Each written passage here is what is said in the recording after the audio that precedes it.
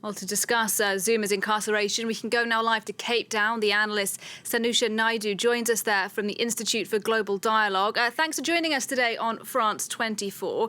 It seems clear that the trial of Jacob Zuma was a key test for the rule of law in South Africa. So what do you make of the news that he is now behind bars? Good afternoon, and it's lovely to be on the show. And also good afternoon to your listeners. I think there's two things here we've got to be very clear about. The first thing is, what is the essence of this contempt or this 15-month jail sentence that Mr. Zuma is now serving? And it has to do with not a trial. It has to do with the fact that Mr. Jacob Zuma had not adhered to a court order asking him to appear before the Commission of Inquiry on State Capture, which was referred to in your inset. And that in itself was what the issue was all about. That was then presented to the Constitutional Court, which is the highest court in the land. And basically, they were asked to deliberate on this issue. Now, what is important in this context is that Mr. Zuma is claiming that he didn't have a trial.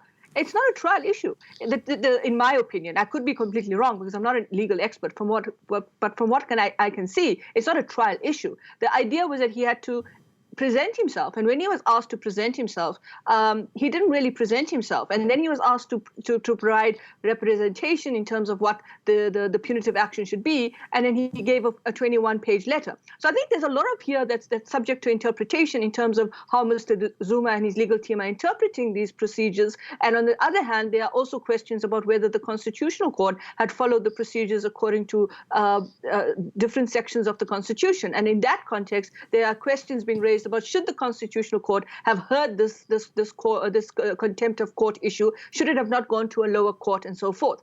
Now, how do I feel about it? I think the most important thing here is all of what we have seen in the last several days has come to a point where the rule of law and the Constitution has prevailed. That the idea that there's nobody above the law, everybody's equal in terms of the law, is very important. And I think what Mr. Jacob Zuma did over the weekend and what his legal team tried to do was essentially detract from those issues and try to raise and rebel-rouse issues that necessarily still need to be discussed, but not necessarily informs what the real decision was, and that is he needed to go and abide by the judgment of the Constitutional Court. And in this context, I think you're also referring to the two other issues that are pending before a court at the moment. The one is the application that Mr. Zuma and his legal team made to the Pietermaritzburg High Court, which is a lower court, asking them to stay the execution arrest. And then, of course, they've applied to the Constitutional Court to have the actual judgment of the Constitutional Court on the 29th of June to be rescinded.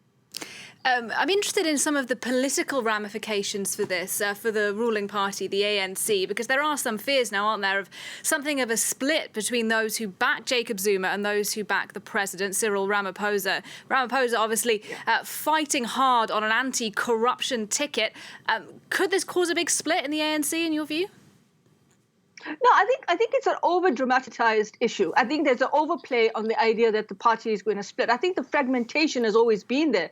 What we saw over the weekend, what we saw in the culmination of Mr. Jacob Zuma being whisked away by his VIP security detail, taken to the correctional facility out in northern KwaZulu-Natal, not far from his home, is essentially the idea that it has come to a head in the party. It's no longer about whether there's a split. The party is split nevertheless. But I think what is important here is that these fragmentations that we are talking about, the political battle lines and the fracturing nature within the party suggests and does actually point to the idea that the party has to rebuild. This is a point of no return for the party. Now, whether it splits even further, I don't think it can ever do that. It's already at its most mundane level. It's at its most weakest point in that context. I think the real challenge is whether or not it rebuilds, and more importantly, what happens going forward, because the party now has been offered a small window of opportunity to be able to retake and rebuild itself, recreate and try and re-establish its credibility, its legitimacy,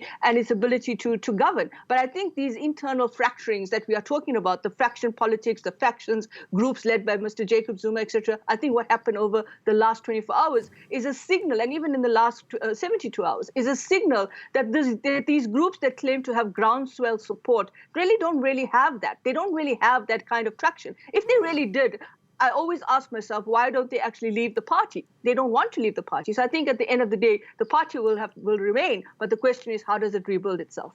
Another issue I'd really like to touch on just briefly with you if we can, because unfortunately we don't have a lot of time, is the sort of personal history of Jacob Zuma here. I mean, he's been jailed before under the white minority rulers during apartheid South Africa. Then he was something of a national hero, wasn't he? Do you think this is a fall from grace for Jacob Zuma?